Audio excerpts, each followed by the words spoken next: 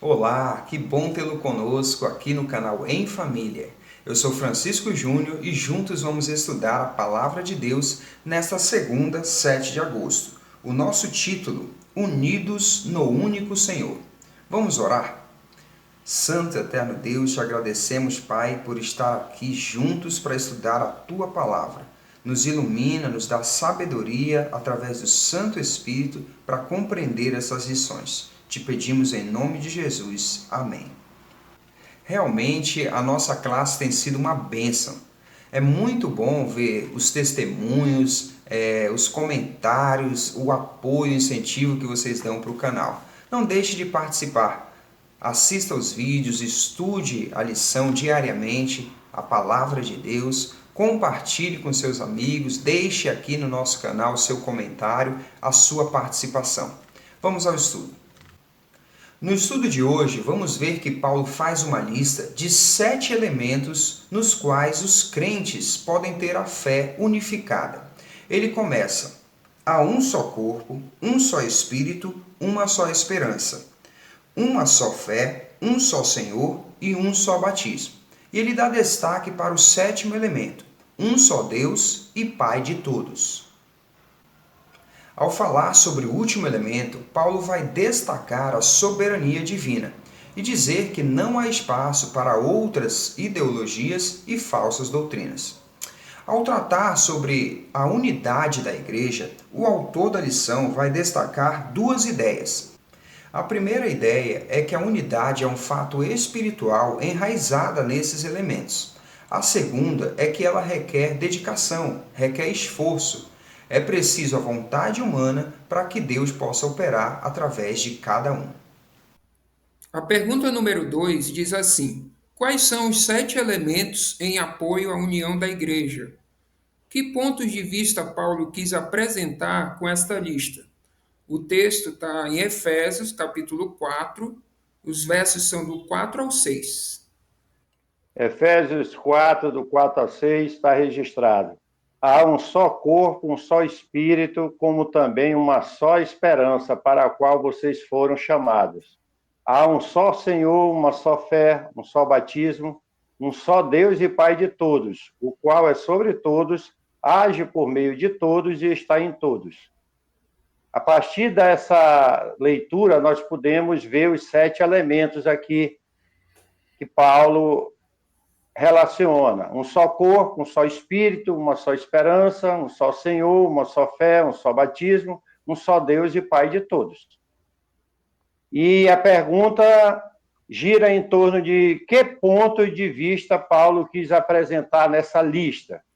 São os elementos divinos que é concedido à igreja para viver em unidade, mas essa unidade requer esforço de cada um.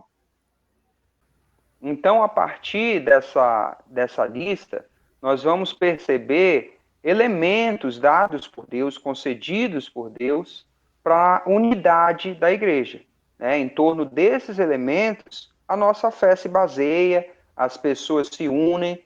Né? Ele vai dar aqui elementos como batismo, um só batismo, uma só esperança, uma só fé, e o principal, um só Deus. Então, esses elementos vão basear a unidade da igreja. A lição destaca também 2 ideias sobre a unidade da igreja. A primeira, ela vai dizer que a unidade é um fato espiritual, ou seja, concedido por Deus, né? E ela está enraizada nesses 7 elementos que nós acabamos de dizer aqui. A segunda ideia que a lição destaca é que essa unidade ela requer zelo, empenho, ela precisa ser cultivada. Ele diz que embora esses elementos sejam dados por Deus, para se obter essa unidade é preciso o esforço da nossa parte também. Nós vemos que com Deus é assim, né, Ale? Tudo depende da vontade humana. Ele não obriga ninguém a nada, né? Deus concede a cada um o livre-arbítrio, inclusive nessa questão de viver em união, de estarmos presentes na unidade da igreja. Então, ele dá as condições, os elementos que a nossa fé precisa, mas a unidade vai depender do esforço, do empenho, da dedicação de cada um para ser conquistada. Um outro ponto que a lição destaca tem a ver com o que está no verso 6 de Efésios 4. Há um só Deus e Pai de todos, o qual é sobre todos, age por todos e está em todos. Com essas afirmações, Paulo destaca 3 características de Deus. A sua transcendência. Deus é sobre todos. No mundo politeísta para o qual ele estava escrevendo, ele está levando a igreja a crer no Deus Criador, o Deus transcendente que é sobre todos. O outro aspecto de Deus é o governo atuante de Deus. Ele age sobre todos. Tenho certeza que todos nós aqui temos sentido Deus agindo em nossas vidas. E o terceiro aspecto é a imanência de Deus. Deus está em todos. O fato de nós sermos cristãos, de nós termos tendência a viver uma vida em comunhão com Deus, é a ação de Deus em nós. Isso produz em nós unidade também. Muito legal, né, pai? Então, o autor, ele vai destacar aqui o 7º elemento dessa lista, né? Todos esses elementos são concessões divinas, mas o 7º é, inclusive, o título da nossa lição, Unidos no Único Senhor.